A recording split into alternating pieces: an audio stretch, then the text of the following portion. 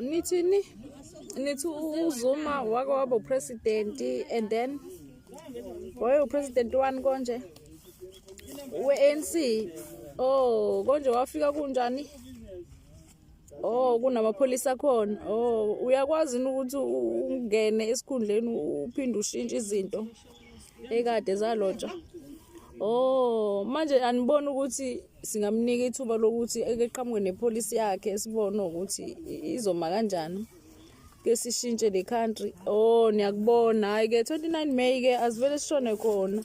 Ngoba vele phela manje kulethi. Angithi manje uzoqhamuka nayo yonke into ezoba ushintsha inhlangano yintsha. Inhlangano iqhamuka nama-idea ayo.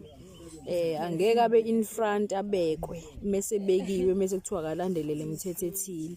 Ofithi la uzoqhamuka nama policies akhona, aqhamuke nama code of conduct akhona kwi-MK.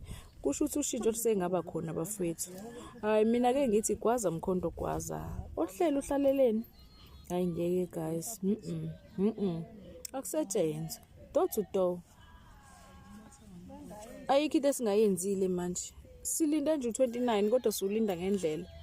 Hayi bo tetelani nqamalala nibona ukuthi lento kuyena nangaleke kwalokho ubani nalona i-right lendlela yokuthi kutex othisha imali engayo. Oh, niyazi ukuthi othisha bathexwa malini? Oh, okay. Oh, abasebenzi laba bamasipala basahola kahle. Imali yabo bayithola iphelele. Imama nicanga yini leyo? Wakwawezwa amafutha 300. Ngoba manje amafutha esebiza ngayi right libiza ngamanqanga kusa right. Uhulumeni wethu usenza kahle. Hayi guys, ake sivele senze into ezoba right futhi. Ake sivele senze into ezoba right futhi. Gwaza mkhonto gwaza. Hayi bosicelile. Sicelile gogo.